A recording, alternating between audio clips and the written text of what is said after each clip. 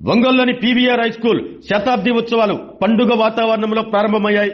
2 రోజుల పాటు జరిగే శతాబ్ది ఉత్సవాల్లో ఈ పాఠశాలలో చదువుకుని రాష్ట్రంలోనే కాకుండా ఇతర రాష్ట్రాలు, విదేశాల్లో స్థిరపడిన పూర్వ విద్యార్థులు శతాబ్ది వేడుకల్లో పాల్గొన్నారు. PVR boys high school ground లో ఏర్పాటు చేసిన వేదిక పూర్వ విద్యార్థులు, విశ్రాంత ఉపాధ్యాయులు, ప్రస్తుతం పాఠశాలల్లో పాఠాలు బోధించే ఉపాధ్యాయులతో కిక్కిరిసిపోయింది. దేశ విదేశాల నుండి పూర్వ విద్యార్థులు ఈ శతాబ్ది వేడుకలకు హాజరు కావడంతో సభా ప్రాంగణంలో ప్రత్యేక స్టాల్స్ ఏర్పాటు చేశారు.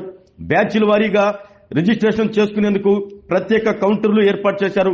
పీవీఆర్ హై స్కూల్లో చదువుకుని ఇతర ప్రాంతాల్లో స్థిరపడిన వారంతా ఒక చోటకు చేరుకుని పలకరించుకుంటూ ఉంటే సభా ప్రాంగణం పులకరించిపోయింది. కొంతమంది పూర్వ విద్యార్థులు కర్రా బిళ్ళ ఆడుతూ బాల్యంలోకి వెళ్లిపోయారు.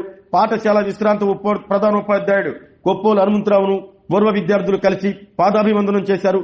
తమకు పాఠాలు చెప్పిన గురువులను కలిసి వారి యోగక్షేమాలు అడిగి తెలుసుకున్నారు.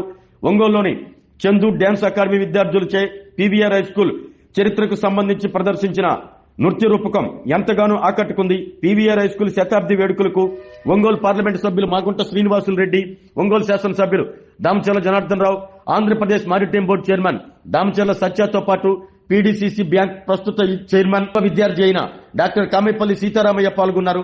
ప్రజా ప్రతినిధులు హాజరు కావడంతో శతాబ్ది వేడుకలకు మరింత వన్నె తెచ్చింది.